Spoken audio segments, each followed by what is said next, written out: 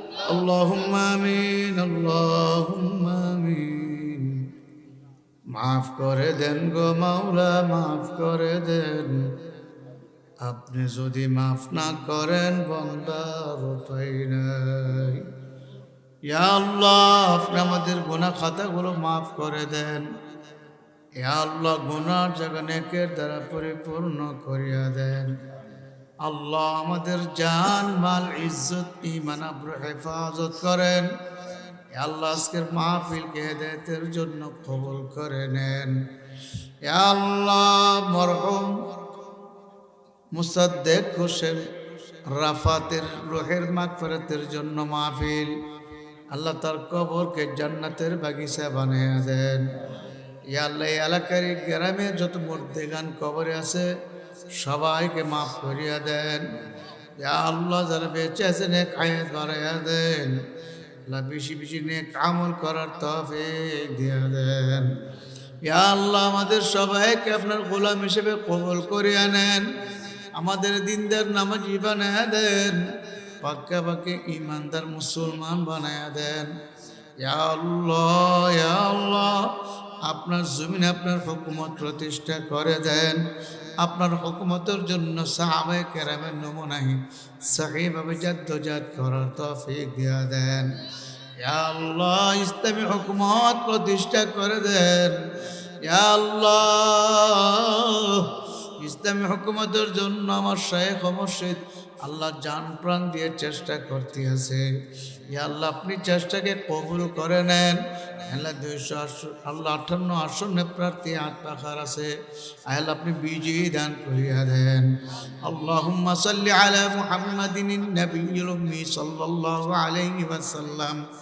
আয় আল্লাহ, খাস করে আমার শায়েখ মুর্শিদ নায়েবে আমিরুল মুজাহিদিনকে আপনি সংসদ সদস্য হিসেবে কবুল করিয়া নেন। আল্লাহ, মুসাদ্দিক বিল্লাল মাদানী সাহেব হুজুরকে কবুল করে নেন। সৈয়দ ইসহাক মোহাম্মদ আবুল খায়ের সাহেব হুজুরকেও কবুল করিয়া নেন। আল্লাহ, আমাদের প্রথম সারি যত আল্লাহ যারা যারা অবস্থা ভালো আল্লাহ সবাইকে কবুল করিয়া নেন। আল্লাহ, দয়া করে মায়া করে এমন একটি সরকার আমাদের জন্য আপনি দান করেন মাওলা, যে সরকার দেশ জাতি ইসলামের খেদমত করবে। আল্লাহ, দেশ থেকে দুর্নীতি চাঁদাবাজি আল্লাহ লুটপাট বন্ধ হবে, এমন সরকার আমাদেরকে আপনি দান করেন। সাল্লাল্লাহু তাআলা আলা খায়রি খালকি নূর আরশি মুহাম্মাদি ওয়া আলিহি ওয়া আসহাবিহি আজমাইন। আমিন। রহমনা মাআহুম বিরহমাতিকা ইয়া আরহামার রাহিমিন। গন্ধর্বপুর বুচারবাগ যুব সমাজের উদ্যোগে মরহুম মুসাদ্দেক হোসেন রাফাতের রুহের মাগফিরাত কামনায় 12তম বার্ষিক ওয়াজ মাহফিল হালকে জিকিরের সম্মানিত সভাপতি, আজকের প্রধান আলোচক হযরত মাওলানা সানাউল্লাহ নুরী সাহেব, হযরত দিগার উলামায়ে কেরাম, মুরব্বিয়ানে আযম, প্রাণপ্রিয় যুবক ভাইয়েরা, স্নেহে ছোট ভাইয়েরা, পর্দার অন্তরালে মা বোনেরা, আল্লাহ রাব্বুল আলামিনের দরবারে লাখো কোটি শুকর আদায় করি যে রাব্বুল আলামিন আপনাকে আমাকে এই মোবারক জলসায় এশার নামাজের পরে বসার তৌফিক দান করেছেন। শুকরিয়া তান সবাই বলি আলহামদুলিল্লাহ। আল্লাহ পাকের দরবারে শুকর আদায় করলে আল্লাহ তাআলা নিয়ামত আরো বাড়াইয়া দেন। কথা ঠিক না? অসংখ্য অগণিত নিয়ামত আল্লাহ আমাদেরকে দান করেছেন। এর মধ্যে আজকের মাহফিলে বসা এক বহুত বড় নিয়ামত। সবাই বসতে পারে না, সবার ভাগ্যে জোটে না। বহু মানুষ মাহফিলের দাওয়াত পাইছে, পোস্টার লিফলেট মেকিং ব্যক্তিগতভাবে অনেকের দ্বারে দ্বারে কানে কানে দাওয়াত পৌঁছানো হয়েছে, কিন্তু সবাই আসতে পারে নাই। আবার অনেকে আসছিল কিন্তু শেষ পর্যন্ত সবাই থাকতেও পারেনি। কথা ঠিক না ঠিক? বহুত বড় ভাগ্যের ব্যাপার। সবাই দ্বীনি মজলিসে বেহেশতের বাগানে থাকতে পারে না। দুনিয়া ডাকে, দুনিয়া টানে, দুনিয়ার বিভিন্ন তাকাজা ডাকতে থাকে, টানতে থাকে। শয়তানও বসতে দেয় না, শয়তানও টানতে থাকে। এখানে বসে লাভ নাই, এখন নির্বাচন চলতেছে। শাস্ত্রলে বৈশাখ নির্বাচনের ব্যাপারে আলোচনা করলে টেলিভিশনের বিভিন্ন খবর দেখলে কেমন লাগবে? মাহফিলে বৈশা দেখলে লাভ কি? এরকমভাবে অনেক ধোঁকা ওয়াসওয়াসা শয়তান আমাকে আপনাকে দিতে থাকবে। কথা ঠিক না ঠিক? এর হাজিরিন, শয়তানের ধোঁকা ওয়াসওয়াসা থেকে বেঁচে থাকা বড় কঠিন, সবাই বাঁচতে পারে না। আল্লাহ পাকের খাস রহমত যার উপরে আছে সেই শয়তানের ধোঁকা ওয়াসওয়াসা থেকে বাঁচতে পারবে, দ্বীনি মাহফিলে বসতে পারবে। কথা ঠিক না? যেমন আজকের সভাপতি সাহেব একটা কথা প্রথমেই বললেন যে এলাকায় মুসলমান সংখ্যা কম নাকি। উনি তো জানে, এরপর উনি বলছেন, তাহলে লোক কম হওয়ার কারণে উনি এক কথাটা বলতে বাধ্য হয়েছে। ঠিক না ঠিক? মুসলমানের সংখ্যা কম না, খাঁটি মুমিনের সংখ্যা কম। কথা কয় না? কথা কয় না? মুসলমান আছে কিন্তু পরিপূর্ণ মুসলমানের অভাব আছে। কথা ঠিক না? মুনাফেকে দেশটা ছাইয়া গেছে। আপনার কাছে পয়সা চা খাইব, বই আপনার কাছে একটা কথা কইব, চাটা খাইয়া কি হই আর একটা কথা ফুলডি মারে। এমন ফুলডিবাজ মুসলমান বাংলাদেশে অভাব নাই। কথা ঠিক না ঠিক? কিছু মুসলমান নামাজ মাহফিলে আসে, বয়ান শুনতো, আয়সা ফেরের ভিতরে একটা জ্বালা যন্ত্রণা সরিয়ে রাখে, থাকবো না যাইব, থাকবো না যাইব, থাকবো না যাইব। নফসের সাথে একটা যুদ্ধ চলে। যুদ্ধ করে কিছু লোক টিকতে পারে, থাকে, কিছু লোক নফসের সাথে টিকতে পারে না, চলে যায়। ঠিক না? কিছু লোক আসে বক্তার আওয়াজ টেস্ট করবার লেগে, কণ্ঠটা মজা নেই, আওয়াজটা টেস্ট নেই, চেহারাটা স্মার্ট নেই, এগুলা দেখতে আসে। কথা ঠিক না? আর কিছু লোক আসে আল্লাহ এবং আল্লাহ রসুলের কথা শুনলে, বেচারা যাই হোক আল্লাহ এবং আল্লাহ রসুলের কথা বলবে, এটিও আমার মূল উদ্দেশ্য। কথা ঠিক না? এরকম মূল উদ্দেশ্যে বয়ান শুনতে আসার লোক অনেক কম। কি কথা কই না? ঠিক না ঠিক? পেয়ারা হাজিরিন, আমার পরে আসতেছে আপনাদের এই নারায়ণগঞ্জ সোনারগাঁয়ের প্রবীণ আলেম, যিনি চরমনার মরহুম আল্লাহর কুতুবের সাথে অনেক মাহফিল করছে, নুরি সাহেব হুজুর বয়ান করবেন, মোনাজাত করবেন। আমি এর আগে কিছু আলোচনা করব, মুযাকারা।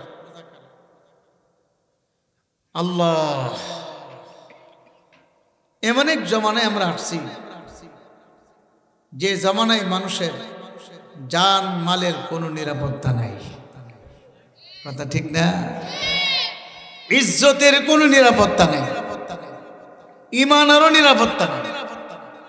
ইমান নিয়েও টানাটানি চলছে, ইজ্জত নিয়ে টানাটানি চলছে। কথা কই না? এই সময় আমরা অতিবাহিত করতেছি। এই সময়ের মধ্যে ইমান টিকায় রাখা, ইমান আমল নিয়ে কবরে যাওয়া বড় কঠিন, বড় কঠিন। ইমান বহুত বড় দৌলত। ইমানের হাকিকত তিনটা। কয়টা? ইকরার বিল লিসান, জবানে স্বীকার করা, লা ইলাহা ইল্লাল্লাহু মুহাম্মাদুর রাসূলুল্লাহ, এই কালিমা স্বীকার করা, কালিমা প্রকাশ করে পড়া। 2 নম্বর তাসদীক বিল জিনান, অন্তরে বিশ্বাস করা আল্লাহ বাদে কেহ মাবুদ নাই, মুহাম্মাদুর রাসূলুল্লাহ সাল্লাল্লাহু আলাইহি ওয়াসাল্লাম আল্লাহ পাকের প্রেরিত রাসূল। সুবহানাল্লাহ। 3 নম্বর আমল বিল আরকান, আমলের দ্বারা কাজে কর্মে প্রমাণ করে দেওয়া আমি একজন মুসলমান। ঠিক না ঠিক? কাজের মাধ্যমে, আমলের মাধ্যমে প্রকাশ করা, এই 3টা কাজ যার মধ্যে থাকবে সেই পাক্কা মুমিন মুসলমান হবে। সুবহানাল্লাহ। এই জন্য আমার বাজান, ইমানকে পরিপূর্ণ করতে হবে। পাক্কা ইমান, ইসলামের ভিতরে পরিপূর্ণ প্রবেশ করা। উদখুলু ফিস-সিলমি কাফা, ইসলামের ভিতরে পরিপূর্ণভাবে প্রবেশ করা। আল্লাহ বলেন পরিপূর্ণ প্রবেশ করো। ইসলামের কিছু মানলাম কিছু মানলাম না, এই মুসলমানিতে আল্লাহর কাছে পার পাওয়া যাবে না। কিছু মানলাম কিছু মানলাম না, এই মুসলমানি হবে না। মুসলমান হইলে পরিপূর্ণভাবে হওয়া লাগবে। একটা মানুষ যদি ঘরের দরওয়াজার সামনে গিয়ে একটা পা ভিতরে আর একটা পা বাহিরে রাখে, এই অবস্থায় মাঝামাঝি অবস্থায় দাঁড়ায় থাকে, কেউ তাকে পছন্দ করবে না, বলবে হয়তো ভিতরে যাও নাহলে বের হোক। কথা ঠিক না? আল্লাহ বলছেন উদখুলু ফিস-সিলমি কাফা, পরিপূর্ণভাবে ইসলামের ভিতরে প্রবেশ করো, পরিপূর্ণভাবে। কিছু মানবা কিছু মানবা না, তোমার যেটি ভালো সুবিধাজনক এটি মানবা, আর যদি তোমার লাগে একটু কষ্টকর, তোমার জন্য একটু অসুবিধা মনে হয়, এটি মানবা না। এই মুসলমানই চলবে না। কথা কই না? ঠিক না ঠিক? মুসলমান হইলে ভালোভাবে হওয়া লাগবে। এই আয়াতটা নাজিল হইছেন হযরত আব্দুল্লাহ ইবনে সালাম রাদিয়াল্লাহু তাআলার ব্যাপারে। তিনি ইহুদি ধর্মের বহুত বড় আলেম ছিল। তিনি উটের গোশত খাইতেন না, যেহেতু ইহুদি ধর্মের শরীয়তে উটের গোশত খাওয়া হারাম ছিল। ইহুদি ধর্মের শরীয়তে উটের গোশত খাওয়া কি ছিল? হারাম। আমাদের নবীর শরীয়তে আমাদের জন্য উটের গোশত খাওয়া হালাল। যেরকম সুবহানাল্লাহ। কিন্তু পরবর্তীতে তিনি যখন মুসলমান হলেন, তখন তো তিনি উটের গোশত খাইতে হবে। উটের গোশত সামনে আসলে খাওয়া লাগবে না, তিনি উটের গোশত খাই না। এটারে তিনি পাঁচ কেটে যা। সাহাবায়ে কেরাম এগুলা দেখতেছে, ব্যাপারটা কি? সে তো এখনো আগের সেই কালচার রয়ে গেছে। আগে যে ধর্মে ছিল ইহুদিদের ধর্মে, সেই ধর্মের নিয়মে উটের গোশত খাওয়া যে হারাম ছিল, এখনো তার কাছে যেমন সেই অবস্থাটা রয়ে গেছে, সেইটা খাই না। তাকে জিজ্ঞাসা করলে সে বলে আমার একটু সমস্যা, তোমরা খাও। সমস্যাটা কি? আমি তো কোনো সময় আগে এগুলা খাইছি না, আমার কাছে এগুলা কোনো সময় মানে আমরা খাই নাই বিধে আমাদের কাছে হারাম, এটা ঘৃণার পাত্র ছিল। এখনো সেই অবস্থাটা আমার থেকে কাটে নাই। তোমরা খাও, এখন একটু একটু ঘৃণা ভাব লাগে। এই কারণে আল্লাহ তাআলা আয়াত নাজিল করে জানাই দিলেন এই ভাব থাকা যাবে না, পুরনো ভাব সব ছাইরা দিতে হবে। ইসলামকে গ্রহণ করছো, পরিপূর্ণভাবে গ্রহণ করতে হবে। কথা ঠিক না? পরিপূর্ণ। আল্লাহ পরিপূর্ণ ইসলাম মানার মতো লোক অনেক কম, একেবারে নগণ্য। ঠিক না? ডাইলে সালে খিচুড়ি মার্কা ইসলাম মানন্য লোকের অভাব নাই। কথা কয় না? এই জন্য আমার বাজান, ইমানের পরীক্ষা চলবে, এই পরীক্ষা দেওয়া লাগবে, পরীক্ষা ফাঁস হতে হবে। ইমানের পরীক্ষা চলছে, পরীক্ষা চলছে। এখন এই পরীক্ষা কে পাস করবে কে ফেল করবে আল্লাহ ভালো জানে। ইয়া আইয়ুহাল্লাযীনা আমানু দুখুলু ফিস-সিলমি কাফা ওয়া লা তাত্তাবি'উ খুতুওয়াতিশ শাইতান ইন্নাহু লাকুম আদুউম মুবিন। হে ঈমানদাররা, তোমরা ইসলামের ভিতরে পরিপূর্ণ প্রবেশ করো। খবরদার শয়তানের অনুকরণ করিও না, কেননা শয়তান তোমাদের গোপন এবং প্রকাশ্য দুশমন। শয়তান আমাদের দুশমন না বন্ধু? কথা কই না? দুশমন। এই দুশমনকে যে আপন মনে করবে তারে শেষ করে দিবে। ঠিক না? দুশমনকে কেউ আপন মনে করে, ঘরে ঢুকাইলে তার উপায় রাখবে না। দুশমনকে সবসময় দূরে রাখতে হবে। ও শয়তান দুশমন দূরে থাকবে কেমনে? জিকির করেন, জিকির যত বেশি করবেন শয়তান দুশমন দূরে থাকবে। সুবহানাল্লাহ। শয়তানের গায়ে আগুন লেগে যায়। আল্লাহর মুমিন বান্দা যখন জিকির করে তখন শয়তানের গায়ে আগুন ধরে। শয়তান টিকতে পারে না, দূরে সরে যায়। আবার যখন জিকির থেকে গাফেল হয়ে যা, আবার শয়তান এসে ওয়াসওয়াসা দিয়ে ধোঁকা দেয়। আর শয়তানু জাসিমুন আলা কলবি বনি আদম, বনি আদমের কলবে শয়তান চুম্বন মেরে বসে থাকে। ফাইদা যাকারাল্লাহ খানাসা, যখন আল্লাহর বান্দা জিকির শুরু করে শয়তান ভাগতে থাকে। ওয়াইদা গাফালা ওয়াসওয়াসা, আবার যখন গাফেল হয়ে যায় তখন আবার ওয়াসওয়াসা ঢুকে দিতে থাকে। গাফেল কারে কো? আজকে জিকির করছি, কালকে করতে পারছি না, অসুস্থ, এই সারার নাম গাফেল না। আগে হালকা জিকির আইতো, জিকির আজকার নিয়মিত করতো, এখন একবারই করে না। এখন তারে পাওয়া হয়ে যায় না, জিকির আজকারই নাই, নামাজ কালামে নাই, দিনই কাজে নাই, এটাকে বলে গাফেল। এটা কি বলে? গাফেল। কাজে গাফেল হওয়া যাবে না, সব সময় আল্লাহর নাম জবানে রাখা। সুবহানাল্লাহি ওয়া বিহামদিহি সুবহানাল্লাহিল আযীম।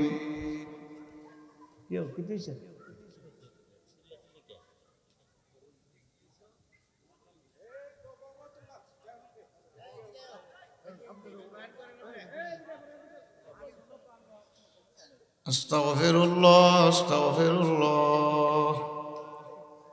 বসেন বসেন।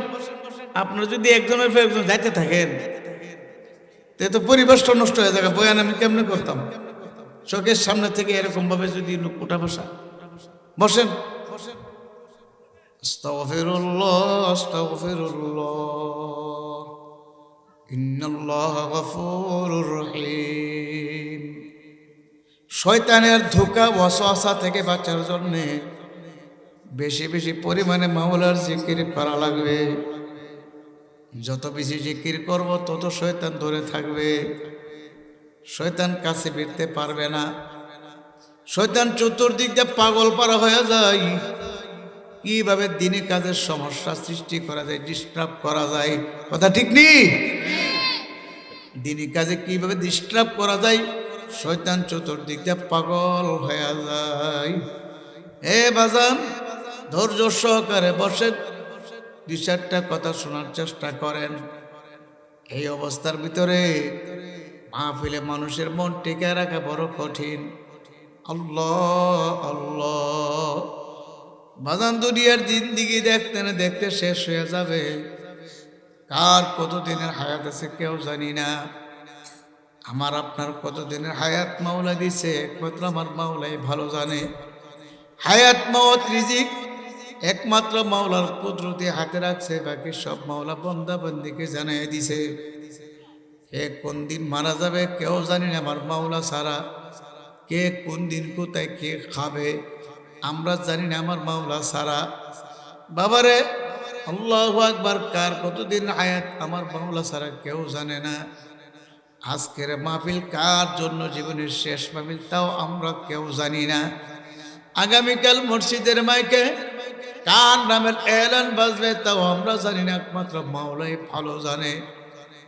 কত মানুষ ঘুমের ভিতরে মরিয়া যায়। বাজান, বাংলাদেশের ভিতরে এমন বহুত নজিরও আছে, ঘুমের ভিতরে মানুষ মরিয়া রয়েছে। বাবারে, কত মানুষ রাস্তার মধ্যে পড়িয়া রয়েছে মরালাস, আবার কত মানুষ নদীর পানিতে ডুববা মরিয়া রয়েছে, আবার কত মানুষ কত হালেতে মরিয়া যায়। কেউ বা স্ট্রোক করিয়া মারা যায়, কেউ বা বিছনা পড়িয়া বাবারে গইরিয়া মারা যায়। কার কোন হালাতের মরণ হবে আমার মাওলা ছাড়া কেউ জানে না। হে আল্লাহর বান্দারা, আজকের ইফাতের উদ্দেশ্যে তার রহের মাগফিরাতের জন্য মাহফিল। আল্লাহ, বিবাহ শাদী করে নাই, যুবক মানুষ দুনিয়া থেকে চলে গেছে। আজকে তার জন্য তার বাবা মা কোটি কোটি টাকার সম্পত্তি আল্লাহ রাস্তা দান করলো। ভাবলাম কবরস্থান, ঈদগাহ, মসজিদ এরকম আল্লাহ রাস্তায় দান করলো। সে কবরে শুয়ে সে এগুলো পাবে, এ মন তৈরি করে দিচ্ছে আমার মাওলা। কি নিয়ে রওনা করছো রে মন, এমন কি নিয়ে কবরে রওনা করছো? কবর তো বারবার ডাকে, ওরে আব্দুল করিম আনা বাইতুল ওয়াহাদ, আমি একাকির ঘর। আনা বাইতুল জুলম, আমি অন্ধকার ঘর। আমি পোকামাকড় সব কুচ্চুর ঘর। যারা আমার গর্বে আসতে আসো, ইমান আমলের সাথে আর বাতি নিয়ে আমার গর্বে আইসো। যদি ইমান আমলের সাথে আর বাতি নিয়ে আসতে পারো, আমি কবর তোমার জন্য প্রশস্ত হয়ে যাব। আমি তোমার কবরে আল্লাহু আকবার জান্নাতের বিছানা বিছাইয়া দেব। আমি তোমার গায়ে কবরের ভিতরে জান্নাতের পোশাক পরাইয়া দেব।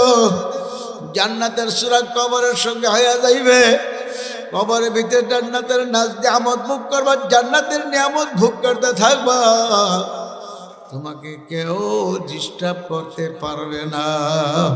সবাই বলেন সুবহানাল্লাহ।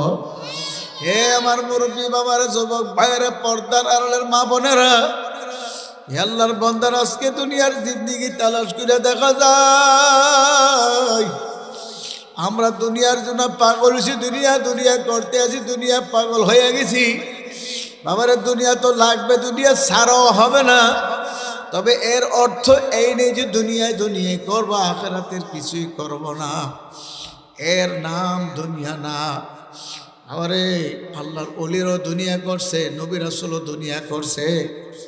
কারণ দুনিয়া ছাড়া তো আখিরাত কামাই করা সম্ভব না। আল্লাহর হাবিব বলছেন, দুনিয়া মাজরাতুল আখিরাহ, দুনিয়া আখিরাত কামাই করার খেতি। দুনিয়ার থেকে আখিরাত কামাই করতে হবে। তবে এর অর্থ এই নেই যে দুনিয়াই করব, আখিরাত করব না।